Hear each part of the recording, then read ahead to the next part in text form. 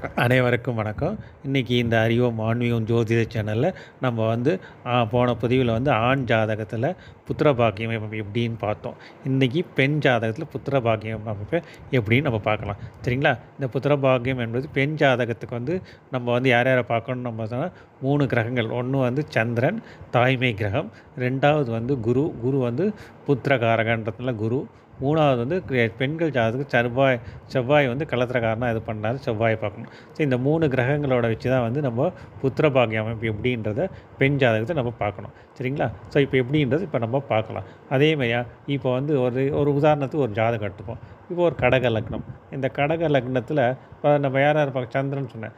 சந்திரன் இந்த கடக லக்னக்காரருக்கு சந்திரன் உங்களுக்கு கன்னியில் இருக்கார். கன்னியில் 21 டிகிரியில் இருக்காருன்னு வச்சுப்போம். சரிங்களா? இப்போ கடகத்துலேருந்து கன்னி எதாவது 3வது வீடு வரும். ஸோ அப்போ கடகம் 30, சிம்மம் 30, 60, கன்னியில் 21 சொன்னோம் இல்லையா? 21. ஸோ அப்போ என்ன ஆகுது? 30, 60, 81 டிகிரியில் சந்திரன் இருக்கார். அதுக்கு அடுத்தது செவ்வாய் மேஷத்தை கடகத்திலே இருக்காருன்னு வச்சுப்போம். கடகத்தில் அவர் ஒரு 18 டிகிரியில் இருக்கார். ஸோ 18 டிகிரினா அந்த 18 இதோட ஆட் பண்ணணும். இப்போ இது எவ்வளோ பார்த்தோம்? நம்ம 81. ஸோ 81ஓட ஒரு 18 சேர்த்திங்க அப்படின்னா 99 வரும். சரிங்களா? 99. அதுக்கடுத்தது குரு மீனத்தில் இருக்காருன்னு வச்சுப்போம். மீனத்தில் அவர் 25 டிகிரியில் இருக்காருன்னு வச்சுப்போம். இப்போ மீனம் அப்படின்னு இப்போ கடகத்துலேருந்து மீனம் பார்த்தோம் அப்படின்னா உங்களுக்கு 9வது வீடாக வரும். ஸோ 9வது வீடு வச்சு ஒரு வீட்டுக்கு 30 டிகிரி அப்படின்னு 9 × 3 270. அதில் 5 டிகிரி கம்மி பண்ணால் 265. ஸோ அந்த 265 இந்த 99 டிவைட் ஆட் பண்ணிக்க. இந்த 99 கூட அந்த 265 ஆட் பண்ணோம் அப்படின்னா இன்னொன்று 364 ஆகும். ஸோ 364. ஸோ மொத்த டிகிரி 360. 360 இந்த 364 டிவைட் பண்ணோம் அப்படின்னா 360 டிவைட் பண்ணோம் அப்படின்னா மிச்சம் 4 வரும். 4ன்றது எங்கே வரும்? லக்னத்துலேயே வரும். ஸோ அப்போ இவர் என்ன லக்னம்? கடக லக்னம். ஸோ அப்போ 1வது வீட்லேயே வருது. அது என்ன ராசி? பெண் ராசி. ஓகேங்களா? அப்போது இந்த 1வது ராசி அதிபதி யார்? சந்திரன். அவர் நவாம்சத்தில் எந்த ராசியில் இருக்காருன்னு பார்க்கணும். அவரும் இருக்கிறது நவாம்சத்துலேயும் அவர் பெண் ராசியில் இருக்கார். அப்படின்றப்போ அது ஒரு டிக்கு. ஓகேங்களா? அந்த ராசியை சுபகிரகம் பார்க்குதுன்னு பார்க்குறோம். சரிங்களா? அது 3வது. அதுக்கப்புறம் பார்த்தோம் அப்படின்னா 4வது என்ன பார்க்கணும் அப்படின்னா அந்த ராசி ஆட்சி உச்சம் பெற்றுதா அப்படின்றத நம்ம பார்க்கணும்.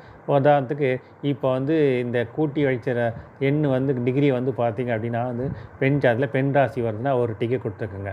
அதுக்கப்புறம் அதே அந்த பெண் ராசின்ற அதிபதி நவாம்சத்தில் எங்கே வரார்? அது நவாம்சத்துலேயே அவர் பெண் ராசிலே வரார் அப்படின்னா 2வது டிக்கெட் கொடுத்துருக்குங்க. ஓகேங்களா?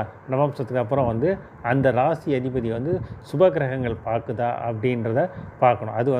அது பார்த்தாங்க அப்படின்னா 3வது டிக்கெட் கொடுத்துருக்காங்க. ஓகேங்களா? அதுக்கப்புறம் பார்த்தோம் அப்படின்னா அந்த அதிபதி ராசி அதிபதி ஆட்சி உச்சம் சமம் நட்பா சமமாக ஆட்சி உச்ச நிலையில் இருக்காரான்னு பார்த்துங்க. அது ஆட்சி உச்ச நிலையில் இருந்தார் அப்படின்னா அது 4வது டிக்கு. ஸோ இப்போ 4 டிக்கெட் கொடுத்துட்டிங்க அப்படின்னா ஒரு டிக்கு 25%, 4 டிக்கு 100%.